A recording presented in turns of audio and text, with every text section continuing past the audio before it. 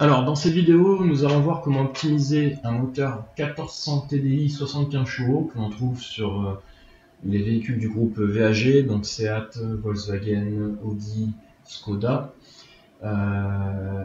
et qui sont équipés du calculateur EDC15. Alors, il n'y a pas énormément de choses à faire, vous allez voir, c'est assez simple comme moteur optimisé.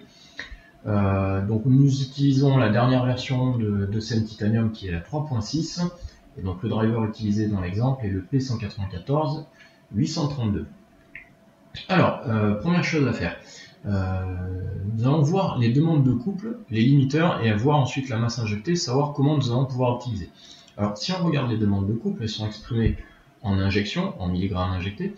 Donc on voit qu'on est aux alentours de 77, 72, 70, 67 pour finir à 46. Et ce sur les deux tables. Donc voilà, quand je bascule avec page up, page down entre les tables, voilà, on a la même chose. Donc ça va être notre référentiel. Ensuite on va regarder notre limiteur, on voit que notre limiteur lui est à 38 mg à peu près, un peu moins de 39. Donc on va, voilà, le débridage de l'injection va principalement se faire sur cette valeur, et on va regarder sur les tables de masse injectée exactement de combien nous devons débrider pour pouvoir tirer profit de ce que nous a laissé en marge le constructeur. Donc si on regarde la masse injectée, on voit qu'on est aux alentours de 52, 54, 55 mg, on finit à 44. On va passer sur les deux tables, elles sont identiques pour celle-ci, donc on va être aux alentours de 55. Table d'injection basique, on est à 53-54. Alors ça ressemble plus à des limiteurs qu'à de... Pour moi, ça ressemble plus à des limiteurs en fonction de la pression barométrique, puisqu'on voit qu'on a des valeurs ici entre 8 et 900. Donc, pour moi, c'est plus des limiteurs que table d'injection basique, parce que une table d'injection basique, elle n'est pas aussi ferme au niveau des valeurs. On doit avoir de la progressivité qu'on n'a pas ici. Et donc ensuite, le limiteur de combustible, voilà, vous voyez, on a exactement le même type de table qu'on a vu précédemment, de 300 à 1050, avec un limiteur à 60. Donc, on va modifier en fonction. Donc la première chose à faire, on a vu que notre demande de couple, elle est aux alentours de 77, c'est pas ce qu'on va faire.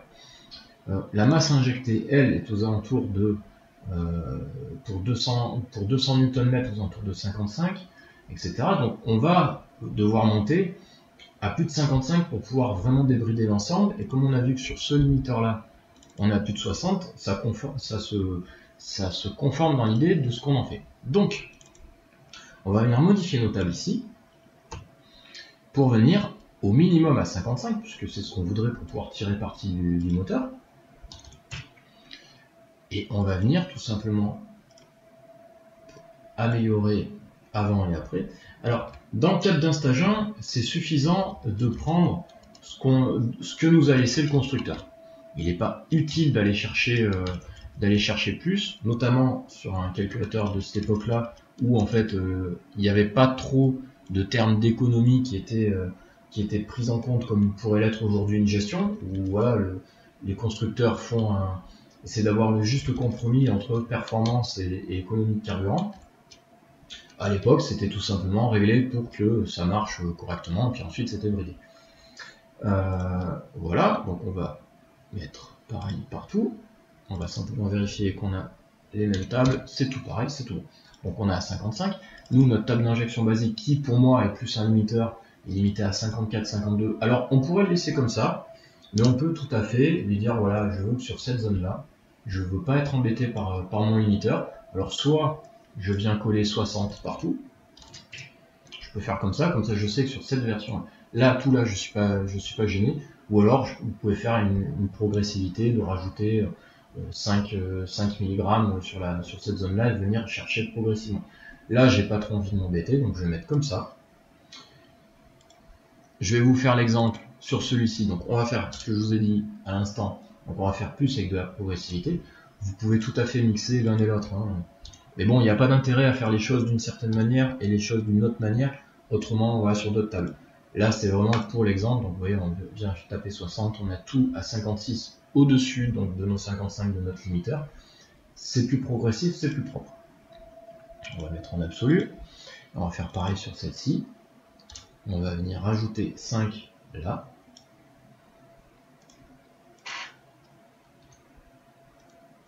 ici, hop, ça nous les rajoute, ça nous fait de la progression, on est content, ça nous convient. Ok, limiteur de combustible, il est à 60, donc on est bon. Correction de l'injection, est-ce qu'on a besoin de toucher? Non. Table d'avance, alors est-ce qu'on rajoute de l'avance ou pas? Je pense pas que ce soit nécessaire, parce qu'on a vu qu'on a vraiment bridé. Si vraiment par contre vous commencez à faire de la prépa, à mettre un plus gros turbo, etc., peut-être qu'il faudra compenser l'écart entre l'injection réelle et l'injection souhaitée, enfin l'injection mesurée, en trichant un petit peu sur l'avance à l'injection. Voilà, ça peut être nécessaire. Pour moi, à partir d'un stage 3, c'est nécessaire. Avant, ce n'est pas forcément très utile. On va regarder un petit peu tout, mais voilà, on va pas y toucher. Dans le cadre d'un stage 1, en tout cas, on n'a pas besoin d'y toucher. On va venir voir un petit peu ce qu'il en est. Alors, cette table-là, c'est la table de débitmètre. Si votre débitmètre est fatigué en fonction du kilométrage qu'il peut avoir, vous allez pouvoir ajouter peut-être un petit peu, quelques pourcents, donc venir chercher de manière progressive 5% ici, pour venir ajouter progressivement quelques pourcents ici, quelques pourcents ici, quelques pourcents ici. Là, dans notre cas, on va pas y toucher. À partir d'un stage 2, ça peut être utile. À partir d'un stage 1, ça sert pas à grand chose, sauf si le débitmètre est mort et qu'il y a vraiment besoin de tricher sur la valeur. Alors la vanne, sans parler de faire un EGR off, on va limiter son ouverture, tout simplement en venant mettre ici cette valeur, donc la même valeur de partout. On va pas appliquer partout sur les autres tables, parce qu'on va venir, vous allez voir, on a deux tables, une table qui est en négatif et une table qui est pile poil à 0.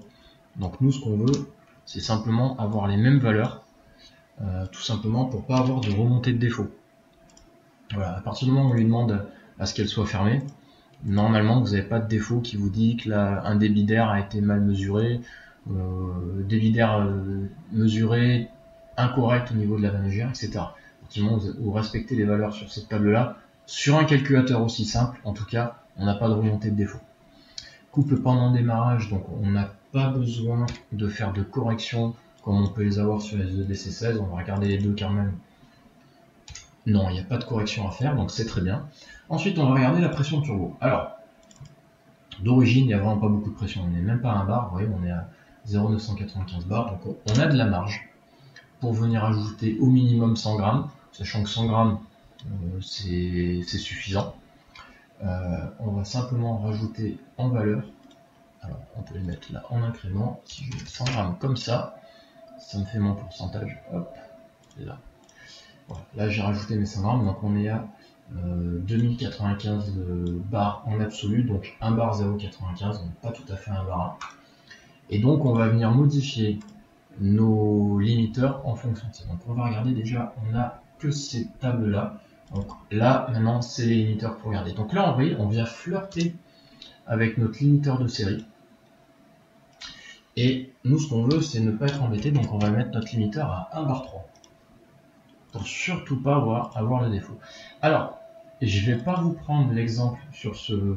Là, on est bon, vous voyez, au niveau du calculateur. Je vais simplement pas vous faire la modif, tout simplement parce qu'il y a un bug sur le driver. Si je modifie ces tables-là, dans ce driver là et sur ce cas particulier, ça me fait planter le logiciel, donc on va éviter de le faire. On va regarder les autres tables. Limiteur, voilà, on est à 2 bar 2 en fonction de la pression barométrique. Là pareil. Alors ce qu'on va faire, on va tout simplement venir appliquer 2300 absolument partout. On va venir écraser les tables, comme ça on a la même chose sur les deux tables. On va regarder ici le single boost value. Il est à 2500, on n'a pas besoin d'y toucher. Ici, alors, c'est pas une pression de sural, moi ça ressemble plus à une table de ralenti pour moi. Mais je peux me tromper, mais en tout cas, je vois pas l'intérêt d'y toucher, donc on va pas y toucher.